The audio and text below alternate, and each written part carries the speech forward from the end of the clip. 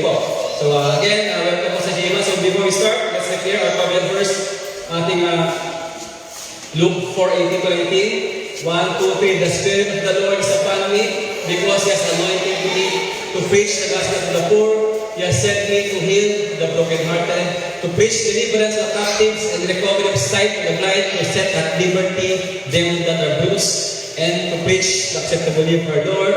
Our God is Jesus, the Anointed One. Pangalagan mo na kasi Lord. Ayan. So bago tayo start, meron video. So ito, pinalabas ko sa ER, pero okay lang. Isang refresher. And then sa mga hindi pa nakatin, okay lang din. Kasi sabi nga, ang salita ng Diyos, ang mga tungkol sa Diyos, okay lang yun. Kasi po ulit kasi po, hindi ko yan mapapanis. Okay, let's watch the video.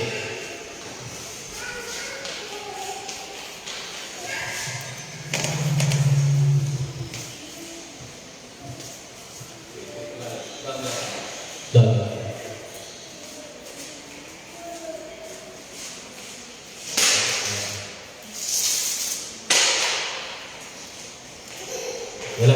Okay na. Sige. Ayaw play. Sige rin. Wala na magagawa. Ayaw pa na si Lord. So, yung mga hindi pa nakakita, encounter this week.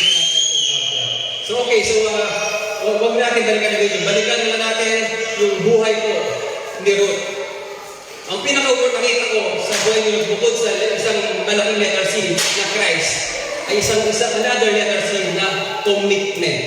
Sabi yung commitment. Si Ruth po ay naging committed dito sa kanyang binan kahit patay na yung kanyang asawa. Yung mga iba kasi, hindi pa kapatid asawa, hindi ba na binan? Diba wala dito niyan?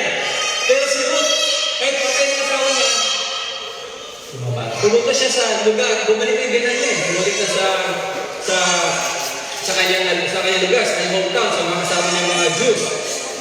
Doon, mangyayari, okay na. Doon, si Ruth, pag sumama siya, magiging others. Kasi nga siya lang naging isang Gentile. So, nakalimutan ko na siya. So, basta hindi siya Jew. Parang siya, I forgot the nationality niya. Basta hindi siya Jew. So, sa kanila, pag hindi ka Jew, Gentiles ka, parang others ka. Pero hindi yun naging hadlang sa kanya, naging sagabal o naging obstacle. Kasi ibang treatment sa Jew and non-Jew doon. Kung mababating sa kanya, kumbaga sa atin, siya po ay alipin doon. Alipin na mamahal. Yung mga Jew, mga maharlika, at saka mga timawa.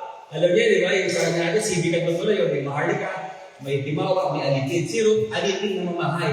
Pero ano nangyari kay Ruth? Dahil ang kanyang sinabi ay, I'm committed to my mother-in-law. And I'm committed to the, ang church, anong family ng mother-in-law. Wherever she go, I go. Ano pa nangyari again? Makasabi si Boaz, isang mayaman na angkat, at naging na si David, and then David, sa baba. So, nanggaling sa kanila, ang dahil ng mga dahil sa kanyang commitment. Kaya ngayon, nakita ko dito, natuwa ko, may mga bata, may mga dito, mostly mga young tayo, and then maganda pag tayo sa mga bata, tayo mga elders, ay para naging bata na rin, young at heart. Kaya sa nakatuwa ko.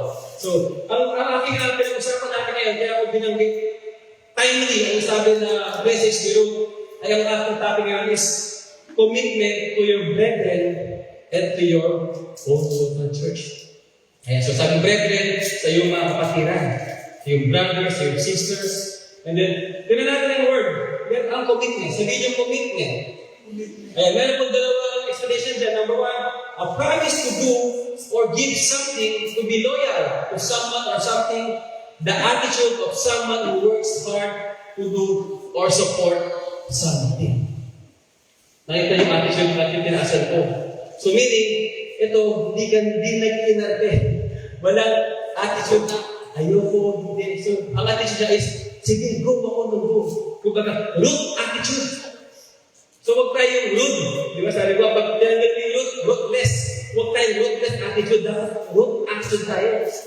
Alam mo sa natin na yung pupunta natin, gagawin natin, is talagang maayos. And then, sabi pa nito isa, willingness to give your time, energy to do something you believe.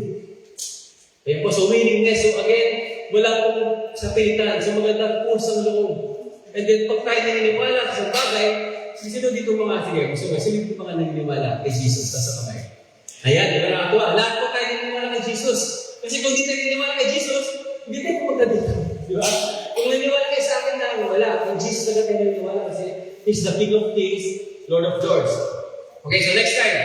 Ito po, nilagay ko dito ang mga ilan. So actually, technically, joining a church is like joining a club or joining an organization.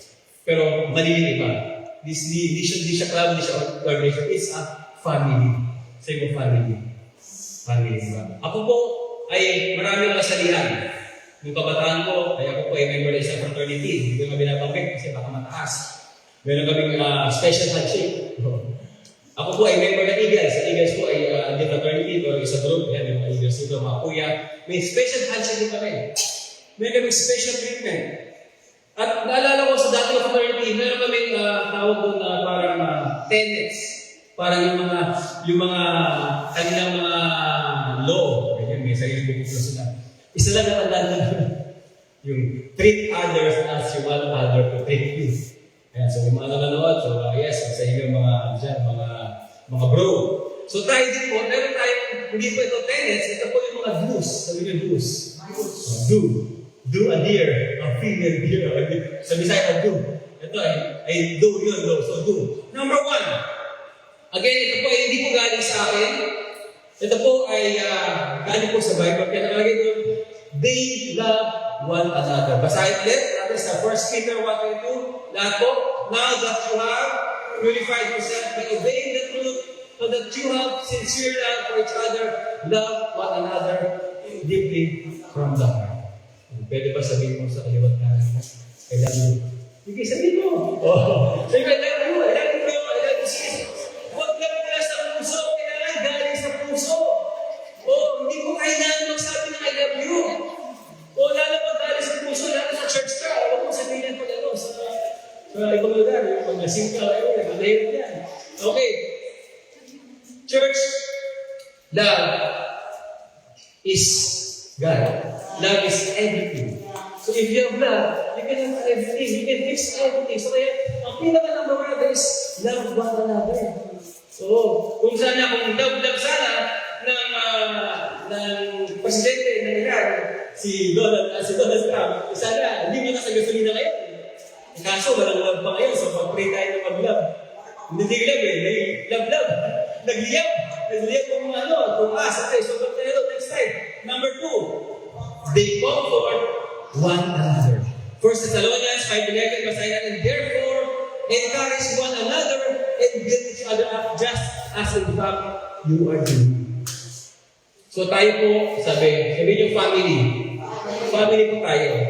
So kung may love, dapat walang siraan. Walang sa pamilya, nag-israel. Comfort mo sila. So pag may problema, huwag siya, buti nga sa'yo. Problema, baka, sis, okay lang ba? Gusto mo i-share sa akin? Nagpapagala, hindi ko i-share sa Facebook. Sa akin mo na i-share. Kasi iba kasi may problema sa Facebook, i-share. Ano po? Tapos sa boxing. O di lalo, kung lumaki ang problema mo, pag may problema ka, and you are in life, family like this, don't worry. Pray for comfort and someone. Kung walang lumaki sa'yo, hindi ko na lumaki. Yung feeling mo talaga sa'yo, kailangan mo tulong. And also, kaya sabi ko ito, kaya ako binabagin ito. Kasi, if you are doing commitment to a certain family, to a church, yung mga iba din, yung mga sabi mga bago lang, di ba okay lang po yun. Kasi nga, may kita mo na ang tinuturo ng church na to is commitment. So meaning, sabi nga parang let go back, sabi, you're in good hands. Kasi kami, we do practice commitment. We do practice duty. Ayan, so next slide. They exhort one another, Hebrews 10:24-25, and let us consider how may spur one another on toward love and good deeds, not giving up meeting together, as some are in the habit of doing, but encouraging one another, and all the more as you see the days approaching. Opo, so marami na po sa atin ang mga nanglalamig. Kasi nga, kasi online na.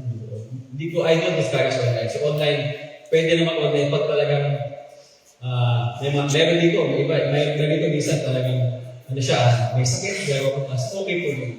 Pero huwag natin sabihin na, sige, pag nalit ka ng gising, o kaya medyo, ano ka lang, na heartbroken ka lang, o kaya napagani ka ng boss mo, ay, hindi na mag-church, mag-online na lang ako. Hindi ko discuss, online is good. Pero kaya ginawa online, is on COVID, ginawa online kasi nga bawal. So hindi makapunta. Ngayon, ako ulit, tuloy-tuloy, para ngayon, kasi hindi ka talaga makapunta. Kasi meron talagang very valid reason. Sa school ka, kailangan mo pa ang escos letter, di ba hindi ka pampay mo sa teleports pa ka ng mga estudyante, so huwag yung gagawin yan. So kaya tayo, let's not giving up, huwag tayo mag-giving up meeting together. Alam mo bakit? Kasi dito, sa isang family, pag online ka, wala kang kasama. Dito, marami kang kasama. You can feel the presence. Tapos at the same time, makarinig ka ng mga kwento. Diba? Maka-side by side mo yan, may kasama tayong bishop. Nakatuwa. Samantalang noon ang kasama natin, kung sino-sino nga siya. Diba? So nakakatawa, we are blessed. So, maganda na you go to the church, to the building, and then do the worship at the same time, is exhort. So, dalhin mo yung mga kabutihan mo. Okay din also, hindi kailangan online, okay din. Pero sabi ko, if you can do and go, so let's do that. Okay, next slide. They build up one another. Basta Romans 14:19. Let us therefore make every effort to do what leads to peace and to mutual edification. Ayan, so words is build up. Sabi natin, build up. Build up is to edify. Edification meaning pinamaximize, pinapalaki mo, enlarge the positive. Lahat po tayo may mga negative. Miski pastor yun, isisibisyon. Lahat po tayo may mga negative. Pero ginagawa natin, minimize natin. Hindi mo kailangan kwento. Kung nakita mo, hindi mo kailangan i-share. Ano mo siya? Hindi. Ang i-share mo sa kanila, ang i-ano mo, edify meaning, ikwento mo sa iba. Example, tulad si Bano Tebi, magaling yan sa AutoCAD. Ito, si Shulis, magaling mo sa mga. O si Dr. Jonah, magaling siya, ability siya mag-songin. So, you edify them. So, lumapit ka sa kanya kasi mag-guide niya sa pamilya. Ayan, si Sabiola, nag-devotion yan, alam niya yung paano gumawa. So, lumapit siya. Huwag po silang sisihaan. Huwag mo sabihin na, minsan nakita ko yan, parang hindi ata naligo ng dalawang araw. Huwag mo sabihin na hindi maganda kasi you minimize. So minimize, ba't ito ba ito? Minamaximize yung negative, yung weakness, minimize naman yung mabuhay. So you edify them, you build them up. Kaya ito sinabi dito, let us make every effort what leads to peace of mind, and then mutual edification. So meaning, nagtutulungan tayo, nakitaas sa natin para tayo ay makatulong. Diba? At ano po natin, di ba, make Jesus famous in our lives. So, how to make Jesus famous is living a righteous life. Okay, next slide. Malapit naman tayo matapos sa Diyos. They admonish one another. Colossians 3:16. Let the message of Christ dwell among you richly as you teach and admonish one another with all wisdom, through psalms, hymns, and songs from the Spirit. Sing to God with gratitude. Admonish. Sabi yung admonish. Hindi ko rin alam ano yung nililip ko kaya. Pero sinerge ko is giving counsel and warning. Ayan. So tayo po ay lahat po tayo mayroong discernment. Yung nakikita ng iba, hindi mo isa nakikita. Misa akala mo kasi sino dito ang napagsalamin kayo mga napagsalamin. Kunti lang, yung mga babae lang, mga lalaki, minsan hindi. Pero okay sa amin, nakita mo. Pero ito kasi, yung spiritual salamin natin, minsan hindi natin nagagawa. Mas nakikita tayo ng mga ating mga kapatiran. Kaya ang gagawin ng mga nakita na medyo parang, brother, parang ano ka na yata, dahil ka, ito, walang pinapataka, wala ka. Brother, parang, example lang, parang dahil ka nagpo-post sa Facebook, ng imahe na yun. Baka gusto mong pag-usapan, huwag mo i-post. Ganun lang yun. Yung iba ginagawa, pinapatamaan din siya. May ginagawa nagpo-post. So, ibig na i-build up, binababa lalo. So, kung sino mo ang nakapansin, sino mo nakikita, punta mo na. yayain mo magkape, mag-Jollibee, o kaya dyan sa baba-elevator, tuloy mo ka dalawa lang, parang nakahin ko, basta-basta. Kasi minsan may mga negative feedback. Bulungan mo na. Diba? Ngayon, pag hindi pa rin kaya, walang problema. Dapat kayo sa mga leader natin, sa brother priest, natin worship leader, Jesus girl, yung mga medyo. Ngayon, pag hindi pa rin kaya, pwede kayo lumapit sa akin, sa mga lalaki, at sa babae naman, okay? Si Pastora Mars na babae. Pag hindi pa rin kaya, isasama kayo sa Las Piñas. Pero tayo kay Daddy Ray, kay Dinoma, at kay Mabel kay Dinoma. Ngayon, pag hindi pa rin kaya, punta tayo na Batangas. Doon tayo kay Bishop R, may appointment. Pero magkante kayo na matagal. Kasi, minsan, 1 to 2 months ang waiting doon. Pero at least, we have ways to solve. Di ba hindi wala nang pag-asa? Again, church, walang pag-asa kay Jesus. Amen? Wala po kay Jesus na pag-asa kasi He's the God of chances. Ayan, so again, next slide. They serve one another. Ayan. Galatians 5:13. Basahin natin ang malakas. You, my brothers and sisters, were called to be free, but do not use your freedom to indulge the flesh. Rather, serve one another humbly in love. Very pinaka-one example ay si Jesus Christ. Hinugasan po niya yung mga paa. Hindi pa uso doon ng foot spa. Pero si Jesus Christ, hinugas pa niya yung mga paa ng mga disipulo niya. Isipin mo yung mga yun na buti sana kung isang bahay na sila, naglalakad sila. Pawis na pawis. Isipin mo ano yung amoy. Baka may ano doon, di ba? So, huwag mo na isipin mo. Pero kay Jesus, nag-humble doon siya. Pinakita niya. Kaya hinugasan yung mga paa. And then, pinakita niya. Church, hindi mo kailangan gawin dito yun. Hugasan yung paa ng mga tao. Hindi mo hugasan yung paa ko. Hindi po ganun po yun. Meaning, serve one another humble in love. So, meaning may mga times na kailangan, example, wala yung lagay sa ilaw, napinta ko si mama, parang medyo ako na lang muna. So, serving mo na natin. Diba? Kami po, nag-serve din po kami, serving you in a different way. We pray for you, we counsel you, and then we do the planning and everything. So, meron po tayo kanya-kanyang service. Opo. Huwag mo sabihin na wala kang sabi. Pray is service. Pray for others, service. You pray for them, kaysa yung i-curse mo sila. So, lahat po tayo na we can do something for others. Kaya we can serve one another. Kasi minsan, parang hindi na kailangan yata ng yung church. Hindi po. Ang church po, ang family po, we need every kind of help. Help po at help.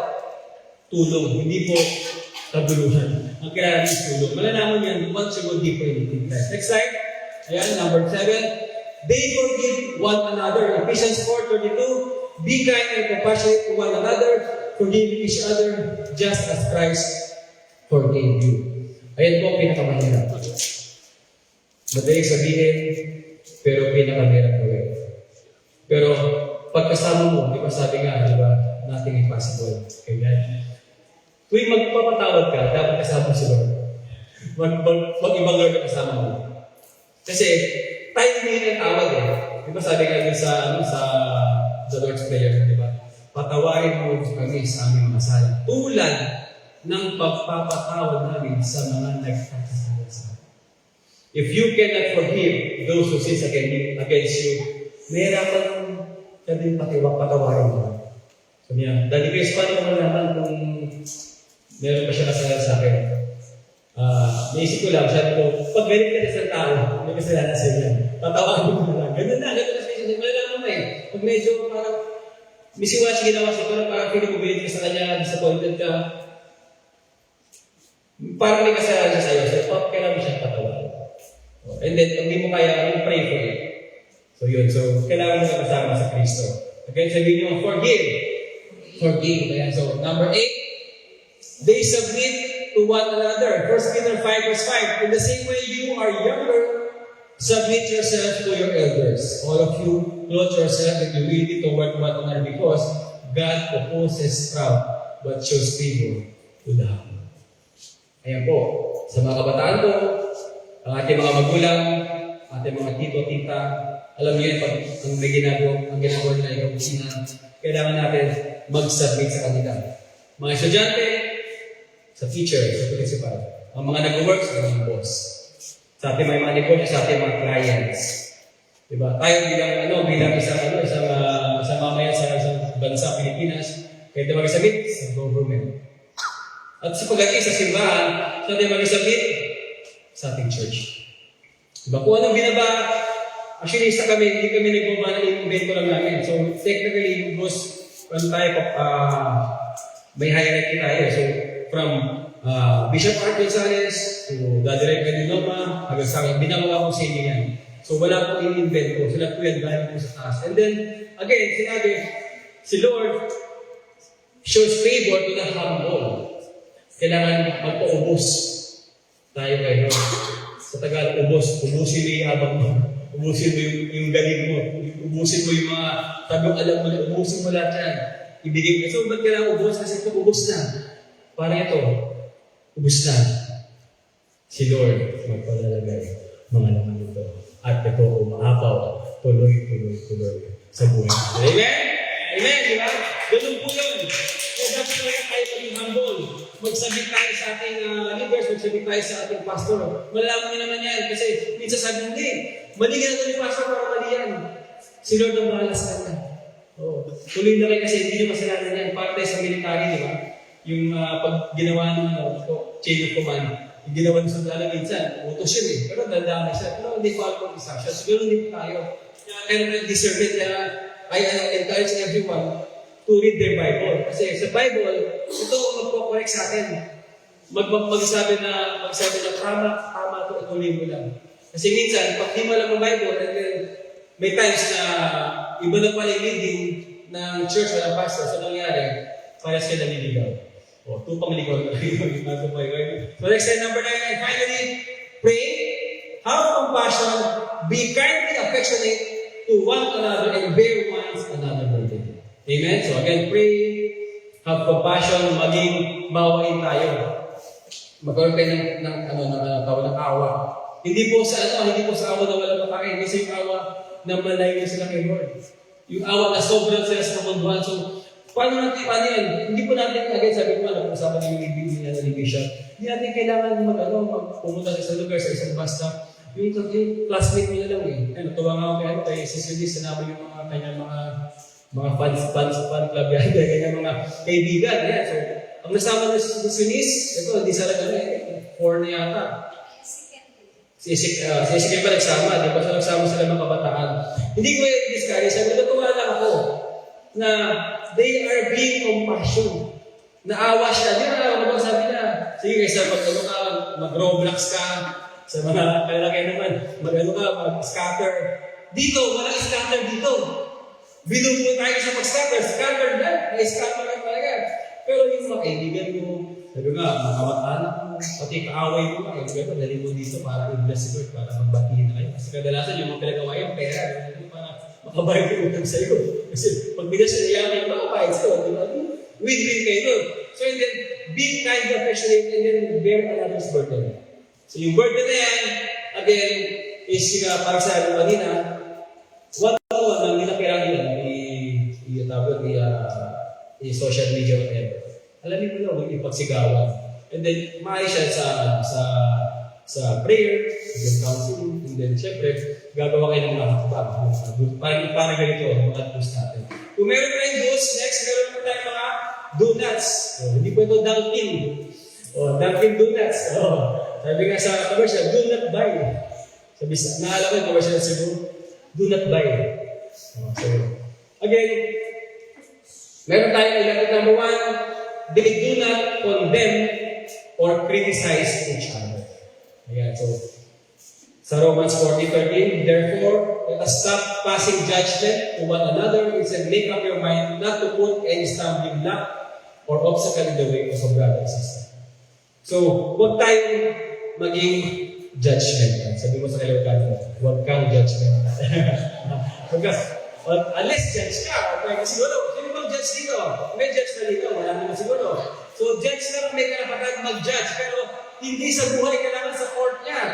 Di ba yung judge na kailangan mo na pumunta sa court, ito, kapal ng mukha mo. Hindi ka nga wala kang law degree, hindi ka nga judge, tapos nag-judge ka. Di ba sabi ka, grabe ka naman. Yung judge, kailangan may pupunta sa kanyang court. Ang dami proseso, ang haba ng proseso. Ako po, no, ikwento ko lang, nung ako po ay nakulong, nag-pet theft, nag-snatch ako ng cellphone, sabi ko sa drugs. Nag-iba na ng mahiring. 3 hearing attendant ko. Sabi ng polis sa akin, sa tulungan ng hearing pa ko, sabi ko, mabarin ka. Ito ko tatakbo. Pwede ka lang ng kaso ko, pangalabas na. Kaya tama ko ba? Nakinig ko ng hearing, dahil proseso. Almost 2 months ako nakulong. Tuloy palabas ako. Yung hearing ko. Sabi ng Diyos sa akin, sige, tingnan mo, ito yung, sabi nga dun sa naging sa radyo, ano yung pinakamahabang sentence? Sabi ko lang, life sentence ka, pinakamahabang sentence. So, bumunto life sentence, hindi naman yung binigay sa akin. So, pag-uwi ko, pagbalik ko sa kulungan, nabigay ko ako, sabi ko, kumusta lang mo? Parang malungat ka. Bakit? Lalabas na kasi ako sa mga lalaro. Ba't ka malungat? Sabi ko, ayaw ko ba lumabas? Kasi, tutuwa ako sa tulungan ba? Siyempre, galing ka sa wala kang makain. Kasi nagagat ka na. Doon, may pakain, pinapadala ka. Tapos, ano ka doon, marami kang racket na nagawa doon. So, hindi pa ready pa. Kumbaga, mahaba po. Kaya masabi ko, maganda, huwag natin i-judge ang mga ibang tao. Instead, ang gagawin natin, huwag tayong maging stumbling block. O kaya, kumbaga, sabi nga sa Manila, katisoran. Na tayo ng katisoran. Example lang. Wala nyo yan. Nagsasabi ako, huwag kayong huwag kayong maligarilyo. Tapos makita nyo ako. Doon sa kanto, sumasyat ng red horse. Tapos may dalang, may cigarette, di ba? Paano kayo may tinig? So, kung mag-advise ka na, hindi na gagawin. Huwag kayo mag-chismis. Tapos kayo, chismisa ka. Huwag na wag po. Kasi nga, yung mga tao na siyasabihin natin, sila po ay hindi tayo bilang inaw. Ngayon, pag kayo nag-chismis, brown out, malilit, biglang bulag yan. Pag dumili po, saan na pumunta yan? So kayo po ang cause. Mahirap po yun. So dapat tayo ay huwag mag-condemn, huwag mag-criticize. Next slide. Ayan, ito, isa pa. The next suggest. They do not go along with each other. 1 Corinthians 6:1-8. Ayan, mga babasa. If anyone has... Okay, sabay-sabay tayo. If anyone of you has a dispute with another, we dare to take it before the ungodly for judgment instead. Or you will not know that the Lord's people will judge the world? And if you are to judge the world, you are not competent to judge private cases. Do you not know that we will judge angels? How much more the things of life? Therefore, if you have dispute about such matters, do you ask for a ruling from this way of life as born in the church? I say this shame you. If possible, that there is nobody among you wise enough to judge a dispute between believers. So tayo po, hindi natin agad judge nga yung mga judge. Kasi halos mo lang ang judge. Hindi po yan, iba kanilang basis. Hindi sila spiritual. Hindi sila biblical. They base on the law. And then sa mga loko-loko. So, marahas sila. So bakit kung meron kang problema sa iyong credit, magdilimanda ka, dadali mo sa courtroom, yung mag-judge ko, hindi nga nila alam, dali yung mas ganda. So kaya di ba si Jesus Christ, sino ba yun? Hindi nga nila alam eh. So, pero ngayon mabuti lang, meron mga iba-iba. Pero again, mas maganda, bakit di na tayo kailangan pumunta sa law? Kasi una, magastos po. So, kahit po mayroong public authorities office magastos, gastos sa pera, gastos sa oras. And then mga ito nakakahiya po, kung nakita ng iba, ay, nagdidimandaan sila. So again, sabi nga, let God. Let God na lang. Let go and let God. Si God na ang bahala sa kanila. Hindi naman kayo siguro mag-umutot kung sakaling merong whatever. Alam po, may mabigat. Siyempre, kung mga kaso is mga utak-utak na okay lang, pero mga kaso is mga mabigat tayo, may mga buhay na mga rin, o mga namatay. Medyo mabigat po yun. Pero sabi ko, kaya ang bigat pa yan, pagkasama mo si Kristo, gagana na siya bubot ng cross mo. So, huwag na tayong magpunta sa Lord. So, kapag makakatay tayo. So, kasi hindi maganda. Again, next po. They do not think evil of one another. James 4:11. Brothers and sisters, do not slander one another. Anyone who speaks against a brother or sister or judge them speaks against the law and judges it.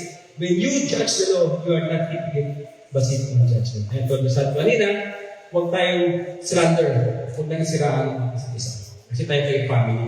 Kasi kung pag siniraan mo isa kasama sa family, paano mo na rin siniraan ang JA1.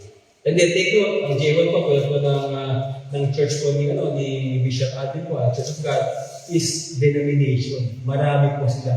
Dami-dami po yan. So mangyayari, mabigat po. Kumbaga, di sabi ko okay lang manira, mabigat po na you speak against a denomination. Kasi lahat po yan is anointed ni God. Sabi nga, touch not my anointed. Sabi sa Bible, diba? Kasi pag ginanong mo yan, si Lord ang makakalaban mo. Kaya nga, again, especially sa mga sa gagawin natin is, huwag natin magsalita ng hindi maganda. Magsalita tayo, we speak maayo. Sabi niyo, maayo. Magsalita rin ng mga ganda. Mga positive words. Kaya nga ako, tawag namin kay Mark, is Reverend Mark. Misi ako pastor, siya Reverend lang. Kasi nga, positive calling kami sa kanya. Mr. President. O kaya, engineer. Kasi minsan natawag sa mga bata tamad na, bata ko, tamad ko, walang mangyari siya. So wala po talaga mangyari. We speak positive, wag negative. Okay, so next slide. Number 4, they will envy one another. Galatians 5:26, let us not become conceited, provoking, and envying each other. Ayan, so envy po ay po yung maligit. Bakit siya ay na-provoke? So, mamaya na may bagong 32-inch sa TV. Ingit ka. Hindi bumili ka ng 42-inch. Mas malaki yung bilhin mo. Pero wala ka pang bilhin. Ano ka, home credit ka. Kala, madali na pagkuha. Tapos, hindi pa kayo lululugan. Hindi lalo bumulukuhin mo kasi laki pa ng interest. Kung hindi ka naingit, hindi ka sabili mas malaki TV kasi may TV ka naman na okay mo yung TV. Ganito talaga, nakita naman na. Dahil sa ingit, mas lalo bumulukuhin mo. Kaya dapat tayo, huwag kayo naingit. Church, sa mga iba, itong ginagawa namin. Pag may nangyari, example, may nag-testimony. Salamat kay Lord, ako po ay na-promote. Sabi ko po ay true lang, ako na po ay manager. Sabi nyo, thank you Lord, ako na kasunod. Amen? Nagkaring na, ganyan, lagi niya magpasalamat. Thank you Lord, sa buhay niya, ako na kasunod. Huwag yung sabihin, dali ka lang yan, madidibog ka rin. Huwag tayo mag-speak and even. Kasi church, alam niyo ba, pag nakita nyo, ang mga kapatiran nyo ay gumagod ng buhay, now showing ka sa kanila, now showing na, mga blessing, mga favor, huwag kayo maganda. Next attraction kayo, hindi kayo kagos. Next attraction na ang mga blessings at favor ng provision nyo kasi kayo po ay hindi nag-speak evil and envy at kayo nag-declare na maganda sa ito ay huwag ma-envy at huwag maging conceited. Amen? And finally, they do not hurt or do anything that would harm others. Galatians 5:14-15, for the entire law is fulfilled in keeping this one command.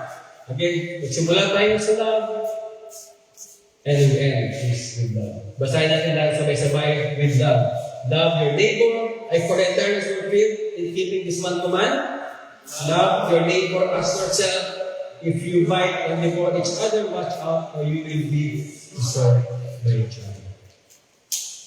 Church, ang ating journey kay Lord, hindi po talaga madali. Mahaba po yan. Wala pong journey na maiksi. At the same time, kaya mo sinasabi ko, ito ay maging guidelines sa inyo. Para alam nyo na, ay, ganun pala dapat, ito dapat. Nakita nyo, narinig nyo. And then ngayon, ito po yung next slide, ito po yung ating our church is our family. And if we are committed to it, meaning, number 1, that committing ourselves to a specific church family.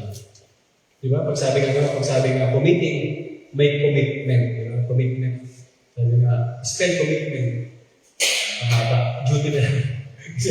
Commitment, 3 M po lang. So, meaning, committed ka sa iyong specific church na family. So, ano po church natin? It's JA1. Number 2, that we are willing to support the vision and direction of the family. So, willing to support ang vision po natin, again, is to make Jesus famous through discipleship and deliverance. Okay.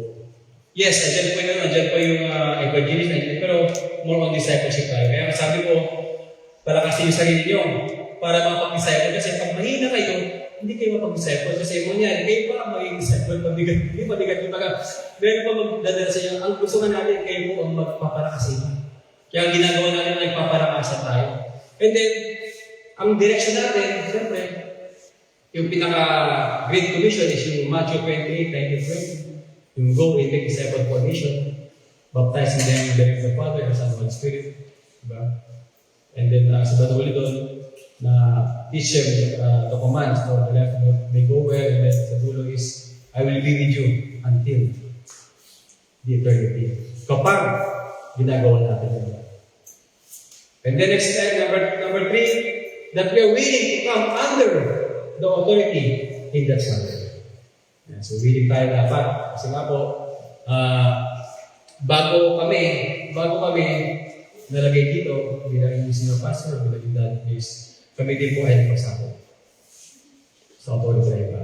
Kaya, confident kami, na lahat dito ngayon, ay willing kayo to come under authority. Kasi nga, kung ikaw ay willing, under authority na recommitment ka, kahit anong mangyari, kahit siguro umulan pa ng apoy, umulan pa ng yelo, ay pupunta kayo at pinatawag. Amen? Next slide. That we are willing to give our time and energy to the family. Ayan, naman kanina, kailangan daw tayo ay willing. Ang time natin hiningi sa ngayon, the energy is to come every Sunday, and then, yun nga, to read the Bible in the morning and evening, and then we have some life group support there. And the next is that we are committed to the gathering times of the family. So gathering times, hindi lang po yung Sunday. Minsan may times na meron tayo mga event, na mga tulad na last time, tulad tayo ng Healing Crusade, and then minsan meron tayo mga anniversary. Hindi naman kailangan pumunta doon. Yun na yung pinaka-ultimate goal. Pero hindi mo kailangan pumunta para maging committed ka. You can pray. You can support other, di ba? Example. Siyempre, malang pumasahe kasi usually bishop ang aming gawain sa Batangas. Isang family lang, siyempre, wala pa yung mga blessing. Management pa lang. Magkabago mo. Ito muna natin. Pumunta sa pamilya natin. Tapos pag medyo kulang ako, tanong nyo si Chris, ito yung ano namin, it's not like that, ito po na pagkaroon namin. Sila na bahala sa ako na, di ba? Ganun kasimple lang. So hindi po kailangan na, wala akong pera, wala akong hindi po. Kay Lord, wala kay Lord, laging meron. Hindi na kasi tayo hinihingi. Hindi natin hinahanap. Hindi tayo gumagawa, kaya wala. Pero kung may ginagawa tayo, meron po na kay Lord. Kaya dapat tayo committed sa gathering times of the family. Number 6, ayan. Ito yung isa sa mga pinakamahirap. So marami po dito ang mga wala po dito yan na nagtatanong na bakit kailangan po i-support ang church? Baka mamaya si Pastor Chris ay ginagastos lang kung saan po. Mabuti na alam mabuti na kung sa akin medyo hindi kayo medyo magdududa kasi hindi naman sa ako po yung accountant, hindi may business din ako. Pero syempre kahit paano, kung lumaki na yan, tayo po ay may takot kay Lord. Kaya dapat ang ating financial commitment na hindi po para sa akin. Hindi po para kung kanino, ay para kay Lord po yan. Para sa gawain kay Lord. Kasi nga, tsaka ang giving po natin, hindi po ang church na nag-benefit. Again, marami pong mga millionaire dito sa kanya, dito ako. Tsaka marami pong mga millionaire. So yung mga binibigay natin, is minsan malaki mali, wala po sa amount yan. So kaya tayo binigay is para po sa atin. Kasi it's a command. So that I committed to the financial support of that family. And then, isa pa finally, that we are committed in a special way to the members of that family. Yeah, so sa para yan sa mga examples, sa mga kuya, di ba? Pag may kuya, parang may special favor. Okay, pag member sa family, for example, may sakit ka, sabi sa'yo, pwede ba dyan na sa kanya? Hindi na. Dali na sa bahay mo, dyan na sa konti na lang, di ba? So baka makatapag pa ng kamatis siya, wala nilang pera, mabarangay pa. Especially, parang parang halo-halo. May ice cream, tsaka merong lecture lang. In special way, in small things, in big things, you treat each other and committed to do special way and members of the family. Kasi alam mo bakit? Kasi dyan po nabubuo yung unity. Hindi naman yung kape-kape na hindi po unity as a whole. So, mangyayari yan, hindi na kayo basta-basta mapa-apekto. Hindi kayo basta-basta maniniwala kung sakali na nangyayari hindi maganda. Hindi kayo basta-basta magpapa-apekto sa mga bagay na sinabi ng iba. So kasi, united kayo. Amen? So yun po yung mga gusto ngayon. So, I would like everyone to stand. So, tayo po ay mag-pray. And then, at the same time, habang tayo nag-pray,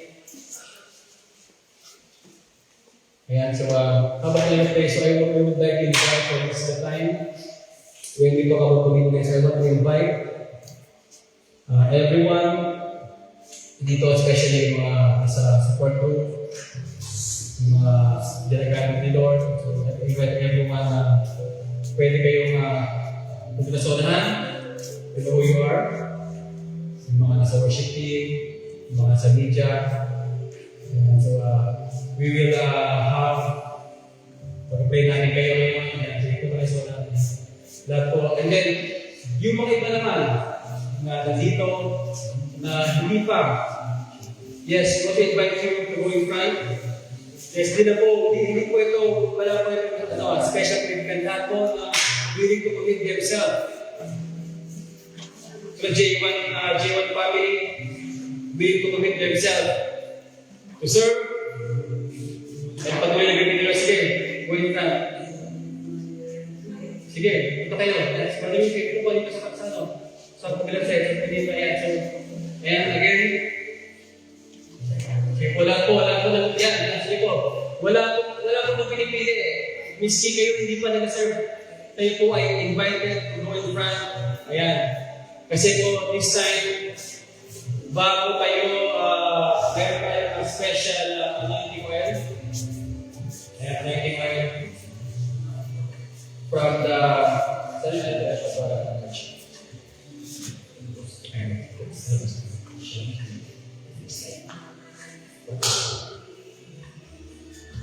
ayan.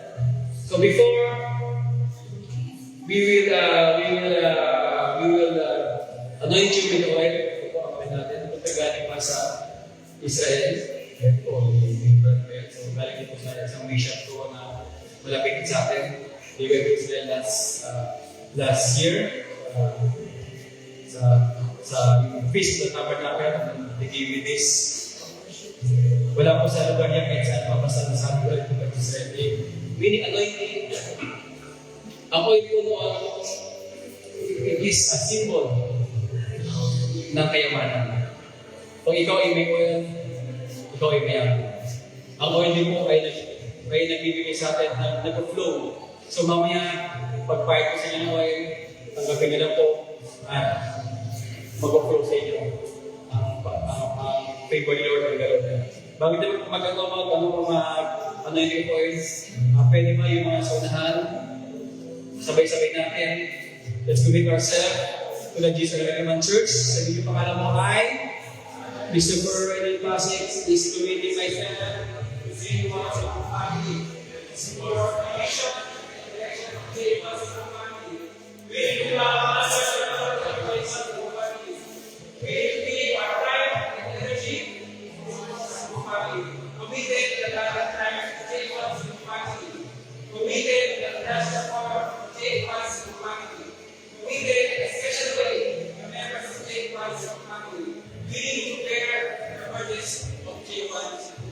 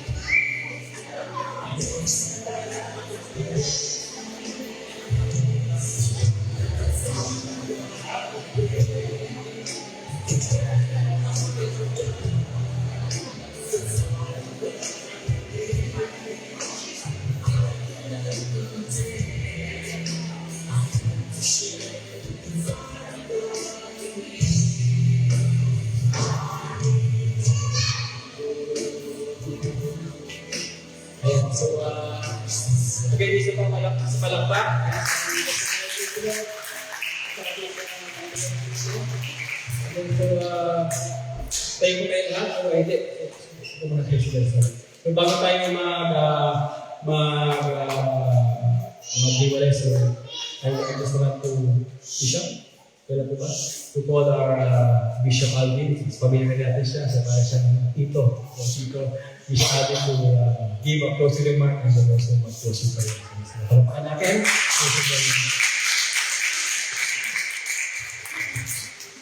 Thank you, Pastor. Yes. And I will invite everybody to stand. And we know, I will just share the summary of what we have Pastor Brett shared to us. And I will just read the passage of the scripture in Matthew 22. And that is why how we can commit to our brother and our sister if we are not committed to God. Ask yourself. You cannot commit to your brother or sister. You cannot commit to any individual church unless what? You commit to God, right? So here's the scripture. In Matthew chapter 22, verses 37 to 39, it says, you shall love the Lord your God. The Lord your God with all your heart, with all your soul, and with all your mind. And then, this is the first commandment, right? And then the second commandment is that, the second is this, like, you shall love your neighbor as yourself. So it covers all what you have discussed, Pastor Press. Because in everything that we have, there's too many that believe, yes, I believe. I can guide you from parents. But if you believe and you don't obey, that's why this wide road, there's a lot of Christians in there. In this narrow road, there are only few. Because a lot believe, but not a few will obey. So if you commit yourself to God, then it is easy to commit to our brother and our sister. Because you will have the relationship that you have for yourself. In Philippians, it says, both your brothers and yourself about you. And that way, all that we have discussed in our including your commitment to your local church. And I pray and I thank God for these people that will commit themselves. And I will just close this prayer. Just bow down and close our head. Heavenly Father, we thank you, O God, for what you have done today. We thank you for Pastor Chris for sharing this word to Lord to remind us that you love us first. And that one will manifest in us that we have to love our brother and our sisters. Because you love us first. And then it will reflect to us the love of God and the love of Jesus Christ. Father God, we thank you for this congregation. I pray, God, that you will multiply in this church. We will have a vision that it will be filled because of what you have done in this place. Lord, I promise you in Jesus' name that we are not evoking or lifting up anybody else, but we are lifting in the name of Jesus. Because in the name of Jesus there is power. In the name of Jesus there is healing. In the name of Jesus there is peace. That is the passage understanding. We thank you, God. We thank you for your embrace. We thank you for your comfort. As we comfort one another. As we lift up one another, God. You said, Lord, that do not neglect the fellowship of one another. Lifting up one another, O God. Father, we thank you. We thank you this moment. That as we dedicate ourselves, we commit ourselves to this local church. Father, help us. Because you are the source of everything, O God. Help us, Lord, that we can forgive our brother, our sister, and offend us. We thank you, God, that you will bless us because that's your promise. Because you are our God that provides. Oh, Father, we thank you. Lord, as we love this place, may your love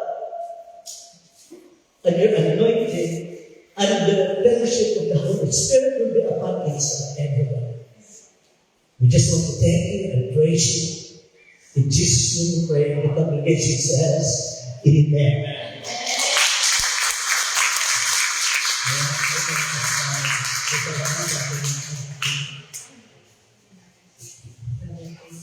Oh, sorry po. So, again, Brother Chris, ay yung ating isang Brother Chris is from J1 Qatar. And he's coming back this week. Mga na po sa inyo, Brother Religion. So, habang siya, so, pwede ba, let us pag-play natin siya? Pwede natin na kahit malapit doon lang po siya. Siya po ay sa Toledo lang. Doon lang. Toledo lang siya, pero pag na-intender here, sama sa area, pupunta siya. Doon lang ang Toledo, tsaka wala po ba, 3 hours siya. Miskin naman sa Kulinan.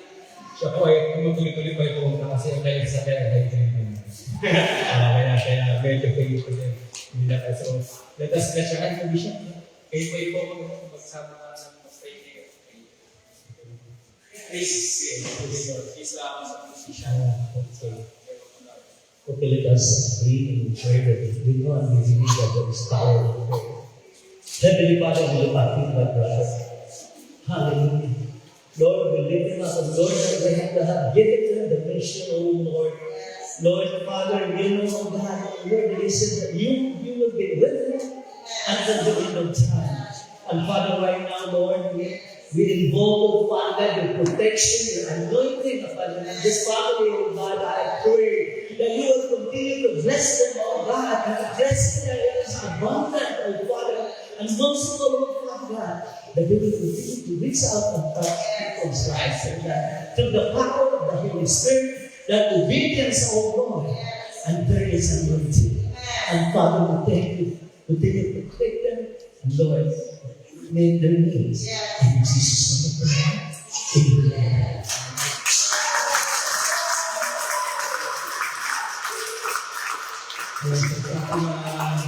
Masalang pag-iwalay at sa nagsapahan hanggang sa ating pansamantaywalay sa ating bayan ng sa mga tinawa, ang walang hanggang pag-ibig ng kasawa, ang walang hanggang pagpapala ng kasawa, ang walang hanggang pagkikisan ng Santo Espiritu Santo sa ating buhay ngayon at walay na kapsan. God bless us all. Shalom.